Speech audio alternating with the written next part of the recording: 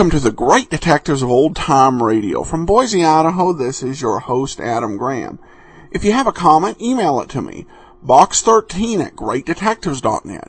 Be sure to cast your vote for the show on Podcast Alley, podcastalley.greatdetectives.net. And become one of our friends on Facebook, facebook.com/Radio Detectives. Well, before we get started today, I want to encourage you to pick up a copy of Tales of the Dim Night, available at dimnight.com. It's my wife and I's superhero comedy novel. I think that you will enjoy it. You can learn more, get sample chapters over at dimnight.com. Well, we're going to get into today's episode of Barrie Craig. This one is called The Case of the Naughty Necklace, and here it is. William Gargan stars as Barrie Craig, confidential investigator.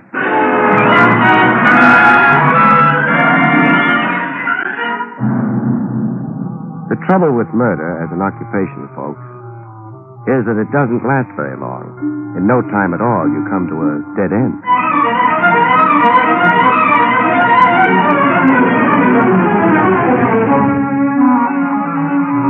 The National Broadcasting Company presents William Gargan in another transcribed drama of mystery and adventure with America's #1 detective, Barrie Craig, confidential investigator.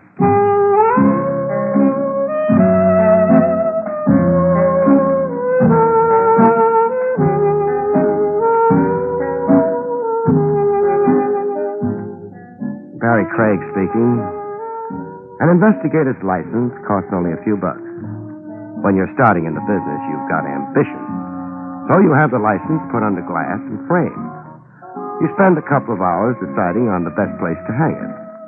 Then you find out all you've done is bought yourself a front seat for the back stairs. But you also find out an awful lot of people use the back stairs. It's open. Craig? Yeah. You alone? There are mice. They're tame, though. I wonder if you're the man I'm looking for, Craig. You'll have to figure that out by yourself. It says confidential investigator on your door. I had that put on myself. Maybe I was boasting. Small place. What's this door? Leads to the back stairs. Yes? You want to look under the desk, too? I have to be careful. How much money do you make a month? Not enough to have my clothes made by your tailor. I think perhaps you'll do. Thanks. This is what you'll work with. An envelope? Take a look inside. All right. Money. Count it. Uh-huh. 5,000. Yes. I want you to buy a necklace for me, Craig. For $5,000. That's right. You got any preferences in necklaces? A girl named Wendy Harper has the one I want. She lives at the Beecham Towers Hotel. Maybe she's got more than one. Oh, no. The necklace is pearl. You buy it from her, turn it over to me, and collect $500. You don't like the Beecham Towers Hotel? Oh, what's that got to do with You it? could go over there, buy the necklace yourself, and save my fee. I could also be sued for divorce. Meaning you can't afford to be seen with her. Fair enough. I'd like a receipt for the $5,000. Sure. Received from... From? You don't need that. How will I get in touch with him? I'll phone you. Okay. Your receipt. Thanks. I suggest you begin work at once. Right. Oh, one thing. Yes? Suppose she doesn't want to sell. She'll sell. You're sure the necklace is worth $5,000? Yes, I should be. I gave it to her.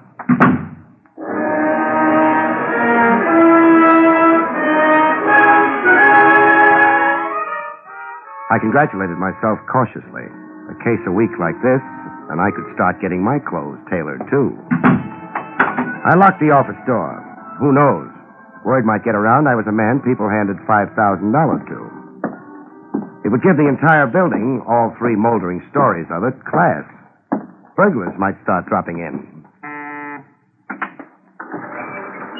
Oh, hello, Jake. Hey, Mr. Craig. Oh, yeah, I forgot. I'm going down. Don't rush it.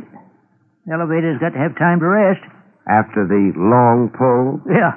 Got to rest your horse at the end of a furrow, you know. Jake, forget about that farm in Vermont, will you? You're in the big city now. I'd rather have a horse. If you was in such a hurry, why didn't you walk down? Too proud. I've just moved into the upper income bracket. That so? Thanks. By the way, Jake, did you notice the man you took down from my floor a couple of minutes ago? No. Had your nose buried in the Farmer's Almanac? I didn't take nobody down. Oh. Well, that was my client. Who was? The man you didn't take down. I don't suppose you took him up either. No? Used the stairs both times. The back stairs, Jake, Yeah? when was the last time those back stairs were swept? I don't know. I only been here 6 months. Yeah. Mr. Craig, What? must get kind of lonely up there on the 3rd floor. Sort of. Why? Oh, just wondering. You sure you had a client?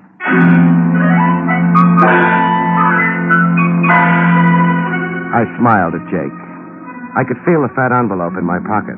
$5,000 carries a lot of conviction.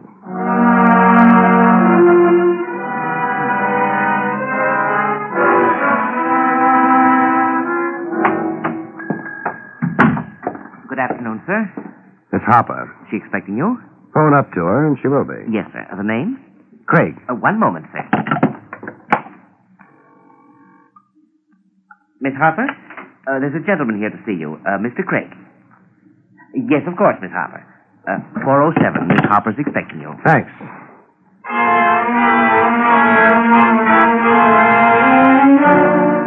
The Beecham Towers was a lot nicer looking than the building on 23rd. But then I didn't use the back stairs. Miss Harper, I figured, was leaving it all up to me. 407 was a suite. You walk past the small foyer before you hit the living room. It was a nice living room. The furniture was modern and bright. There was a wrong note, though. Miss Wendy Harper. She was on the couch. She looked modern and bright, too. The wrong note? She happened to be dead.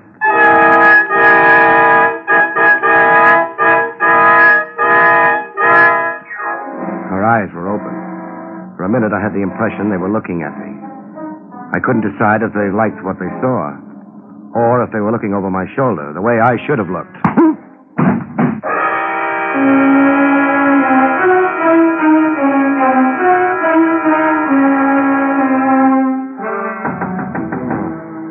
Open up in there. Open up. Yeah.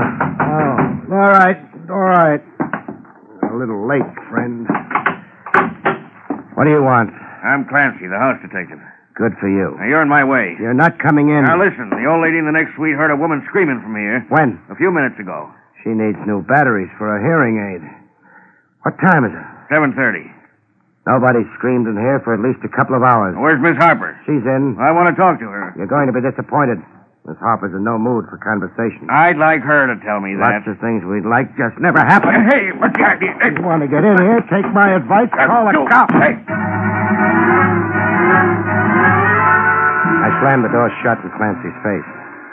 Clancy was guessing. He wasn't sure. Maybe I was just a boyfriend with a temper. He'd stand around and wonder what to do for a while before trying to come into the room again. That gave me time enough to go through the suite, make sure it was empty, make sure Miss Harper was still dead. She was. They don't come alive very often. And then check on a pearl necklace. There wasn't one around. I hadn't figured there would be. By that time, I was in a hurry. This time, I was the one for the back stairs.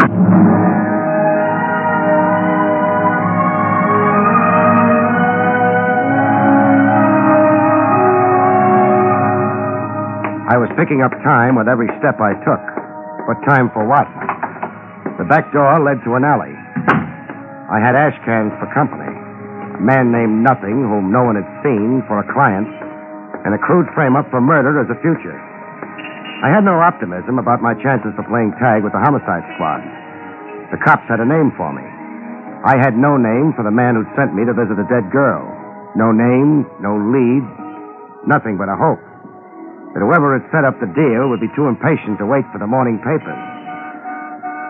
Up the street, the Marines were coming. I said goodbye to the alley before they could land, made the other side of the street, and waited.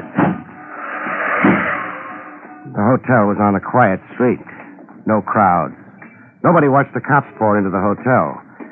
Nobody but me and a small man pretending he was part of a doorway down the street. The last cop went into the hotel, and the small man abandoned the doorway. He didn't know it, but he had me for company.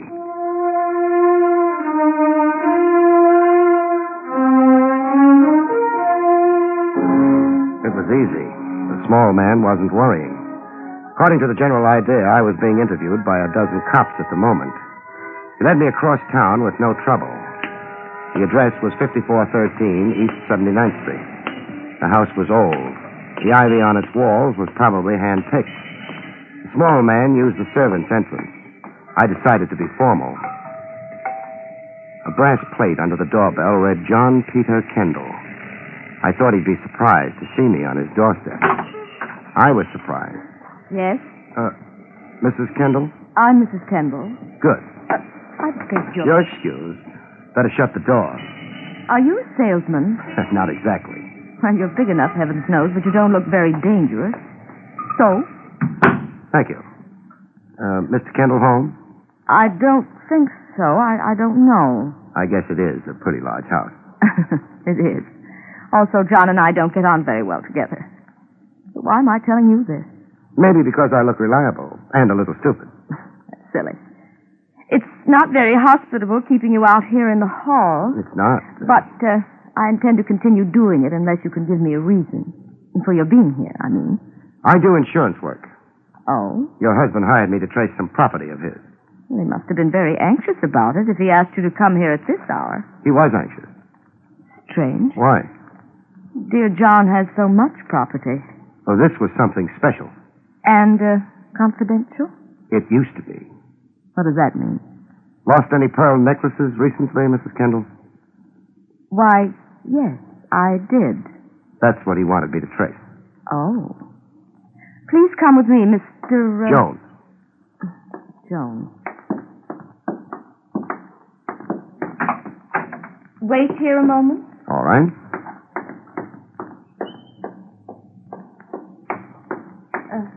Mr. Jones. Yes? This is the necklace I lost. It looked like $5,000, too. Mrs. Kendall, her price tag wasn't showing. Well, Mr. Jones? When did you get it back? John brought it to me, perhaps an hour ago. An hour ago? Then he is home. He said he might go out for a stroll. I didn't try to translate. A stroll in John's peculiar vocabulary could mean almost anything. You asked him where he got the necklace? No. I assumed he'd hired someone like you to find it for him. Mr. Jones. Yes? What are you really after? Will you see if your husband's home, please? All right. Mr. Jones, What? are you sure you're doing something for my husband? Not to him?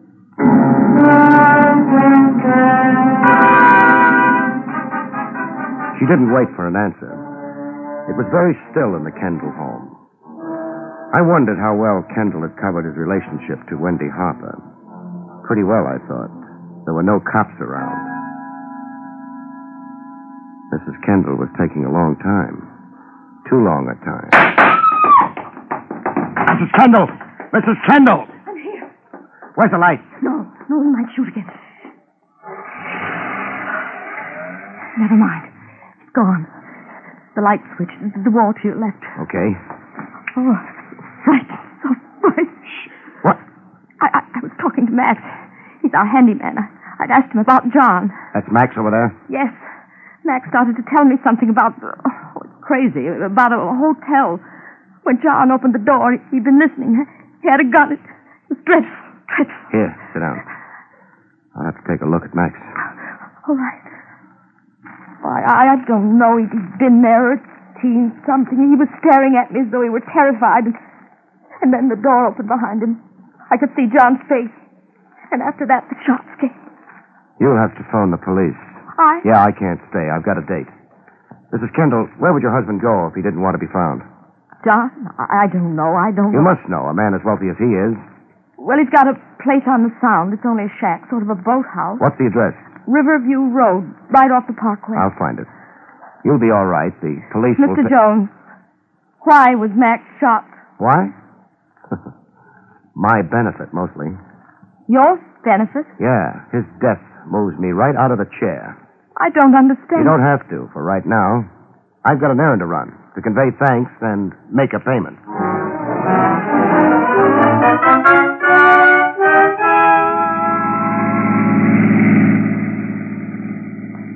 Hey, Bud. Yeah? Kind of late to be driving out to the Sound, ain't it? You mind? Nah, I don't mind. As long as you got the fare. I've got the fare. Only reason I brung it up is, not many cars going out this way this time of night. Yeah, I guess so. So the car behind us must be tailing us. Car behind. Yeah. Been there last half an hour. It's got one headlight weaker than the other, kind of stuck in my mind. Don't worry about it. I don't want no trouble. There won't be any, for you.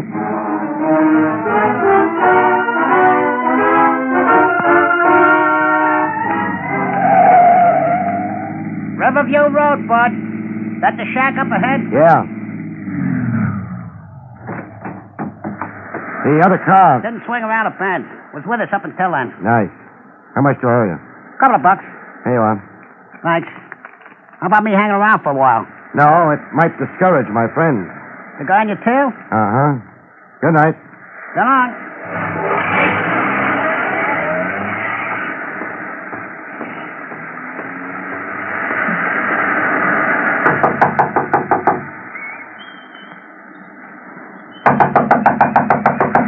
Who's that? Craig. Barrie Craig. Recognize the name, Mr. Kendall? What do you want? Hard talking through a door. Don't try anything, Craig. You don't need that gun. Let's not agree about that. It's cold out here. Come in. Slowly. Thanks. Over there at the table. Sit down. Okay. Put both hands on the table, please. Everybody knows all the angles nowadays, except maybe me. Why did you come out here? I had a report to make. Report? Sure, don't you remember? You hired me. Oh, well, Funny thing. 9 times out of 10, people who hire me don't expect me to believe them, or to carry out their orders exactly the way they gave them. They're always working on an angle. What's so funny about that? I always believe my clients. I do my best to carry out their orders the way they say they want them to be. That gets me into more trouble. You're wasting time. And you don't have much time left? You said you had a report to make. Sorry. That necklace you hired me to get. Well? Back in your wife's possession. You gave it to her? No, you did. A little late for jokes. No jokes. You can check with your wife. Not only that, Mr. Kendall, the whole deal worked out a lot cheaper than you expected. What do you mean? $5,000 is a lot of money. One girl's life, a lot cheaper. You've still got the money? Yeah. Now, don't reach. Stop being so nervous. I was just getting this. $5,000. And Wendy? What do you think? Well, I don't understand what you mean. You've had time enough to get here, so I'd better get rid of this light. Your gun, Kendall. I'll need it. Don't move around, Kendall. It's dark in here. Our mystery man outside hasn't got artillery, only a revolver. We're safe for right now. Well, I don't know what's happening. Shut up. He's moving around, waiting. We can wait, too. But for what? He's got to make up his mind if we're dead or not. He'll have to check. Till then, let's chat, huh? A man comes into my office, hands me $5,000, instructs me to buy a pearl necklace from a girl in a hotel. I don't... It's my story. The guy uses the back stairs, doesn't leave his name. I take the dough, get to the hotel, walk into the girl's suite, and get knocked out. The girl is dead. But I didn't... keep interrupting. I wake up to find the old lady next door has heard a woman scream and yelled for the house stick. He's at the door. He's supposed to walk in, find the dead girl, and me with $5,000 in cash on me. He calls homicide. I tell my story to them. How do you think they go for it? I don't know. I don't... Don't overdo it. It's plain enough. My client is a work of the imagination, they say. I knocked the girl off for a dough. Very simple and very pretty. Well, then who is that outside? When I got to the hotel, I had to be announced. The clerk called upstairs. He held a conversation with Miss Harper. He told me she said it was okay to go on up. But Wendy Harper was already dead. Well, then... Shh. Junior's making his bid. Okay, drop it. What? I said drop it, Junior. You've got the moonlight behind you. No. I don't like it, but... Oh! Got a match, Kendall? Yes, I have. Let's have a light then, huh? Oh, all right. Over here. Yeah, the hotel clerk. He's registered his last guest. Death.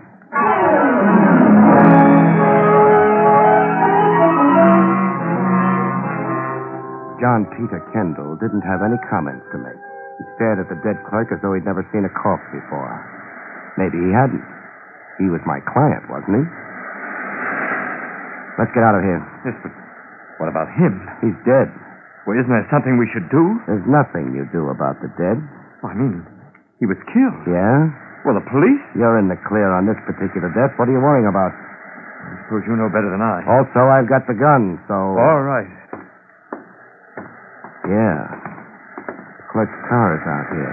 How about yours? I came here by cab. That can be checked. I still say I came here by cab. Okay, we'll borrow the car. Hold it. That's on this road. The police. Sounds like them. Of course, they could be on their way to a ball. Would you like to stay and chat with them? No. There are too many things, and I'm confused. Where's Riverview Road lead? To the city. I mean the other way. Well, it sort of peters out about a half mile from here. No good. We take one look at the corpse and come after us. With the road a dead end only a half mile away, we'd be finished. Come on. Well, we could drive toward the city. You think they'd let us pass if they're heading here? Forget it. We'll leave the car where it is. Who planted these trees? I had them put there. Oh, good for you. You should have planted them a little more thickly, however. We get in among them. This ought to be good enough. But any search would... Find us? Sure. But maybe... Uh-oh, here they come. A squad car and a taxi. Yeah, the cab I came out in. The driver spotted the clerk tailing me. He must have hung around down the road and heard the shots, and then went back to town and collected police. They've checked the car. Empty. Now for the house. In a half dozen seconds, they'll be popping out of there looking for us. Come on! Maybe we can make the cab. The driver left it out in the road proper. What good does that do? The squad car... Don't worry about that. Get into the cab and start it. All right. Me, I'm going to be nasty to a tire. Yeah. Get going.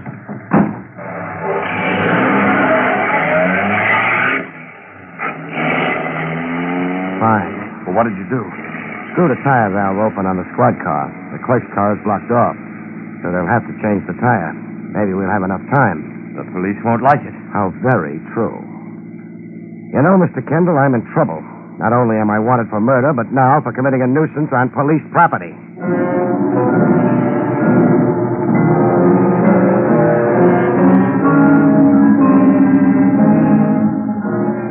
I was glad we weren't close enough to hear the cops discuss their flat tire. I think their language would have been frightful. Hey, take it easy, Mr. Kendall. We don't want a ticket, too. We're almost back in the city. Where do you want to go? Home and sleep, but not just yet. Well, then... Let's make it your home, huh? My home? The mansion you and your wife play hide and seek in, except both of you seem to be hiding rather than seeking. If you don't mind, I could do without your wit. So could I if I had any. Mr. Kendall. Yes?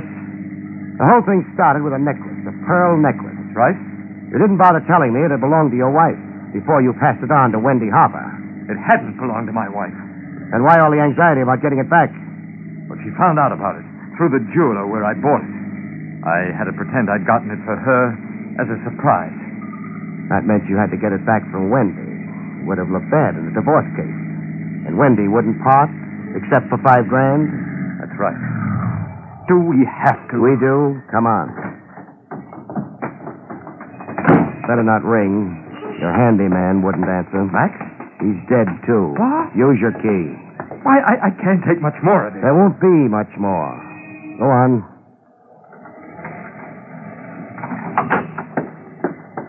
Hello, Mrs. Kendall.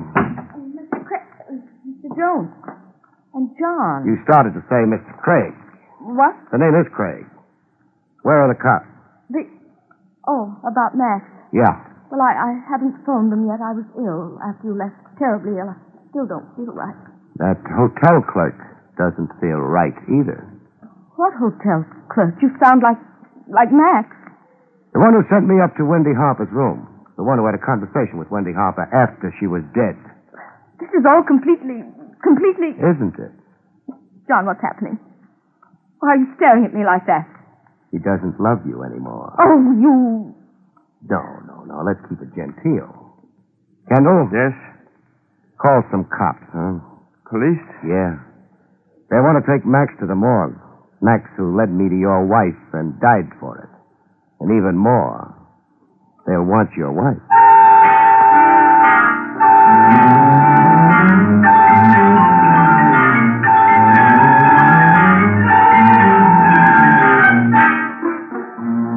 It had been a long evening.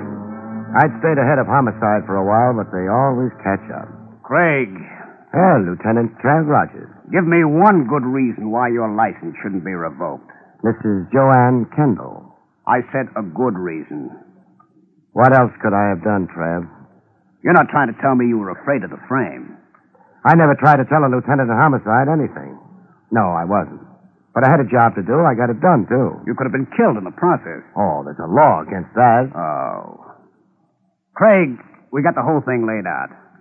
The Kendall woman moved in on what looked like a perfect opportunity to get rid of Wendy Harper, frame you for the killing, and have a club over her husband's head for the rest of his life. Because he'd hired you, all she had to do was threaten to tell us about that, and he'd be tied in. But where did you get the bright idea it was Mrs. Kendall who set you up and not her husband? Clancy, the house dick at the Beecham Towers. Huh? He came up and told me an old lady had heard a woman scream a couple of minutes before I regained consciousness. The Harper girl had been dead for hours then. So it had to be Mrs. Kendall screaming. To get Clancy up and you arrested. Mm-hmm. Come on. Buy me a beer. Well, we'll go out and have beers, but what makes you think it's going to be on me? You just made $500, remember? Holy smokes. What now? I forgot to collect. Good night, folks. See you next week.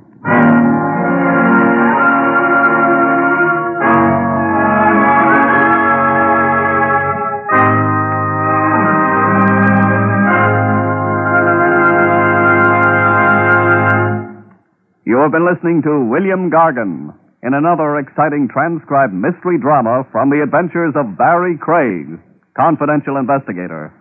Tonight's story, The Case of the Naughty Necklace, was written by Lou Vittes. Next week, it's the strange story of paper bullets, about which Barrie Craig has this to say. Next week, folks, I find out that words can be bullets when two prize-winning authors do their literary best to prove the gun is mightier than the pen. See you next week, folks.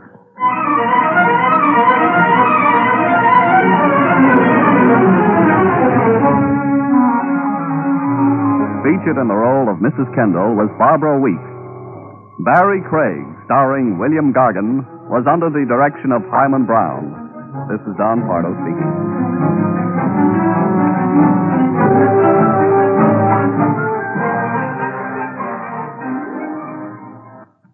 Now enjoy Meredith Wilson's Music Room on NBC.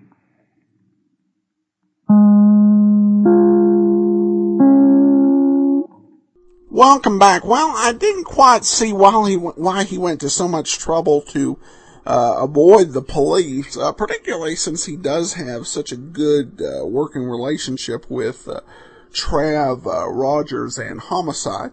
I have to admit, having him not collect the money is an interesting approach to keeping him poor, but which is kind of a prerequisite. Also, the voice of the elevator man sounded the same as the voice of the sheriff from many of the Thin Man episodes we played several months back. All right, well, now we turn to listener comments and feedback. First, we go over to Facebook. David says, Barrie Craig is one of my favorite old-time radio detectives, surpassed only by Johnny Dollar. Then we got an email from Mark on the app. He says, good morning, I love your app. The shows and sound quality are great. I do have a couple of questions. When I go back and listen to prior shows as early as February 11th. Am I using data on my phone? I'm not downloading, but just listening. As I understand it, you should not be having a download issue occur if you're not downloading anything. Also, is there a quicker way to access the older shows? Thanks, Mike. Mike, there's not a quicker way with the app. You can go to greatdetectives.net and go to our archives page. And on the archives page, we have a log of all the shows we did, sorted out by the episode, by the show name. And so I would encourage that option. Thanks so much for the email. I'm glad you're enjoying the app. Well, that'll do it for today. We'll be back tomorrow with Rogues Gallery. In the meanwhile, send your comments to box 13 at greatdetectives.net. Be sure to cast your vote for the show on Podcast Alley, podcastalley.greatdetectives.net, and give us a call, 208-991-4783. From Boise, Idaho, this is your host, Adam Graham, signing off.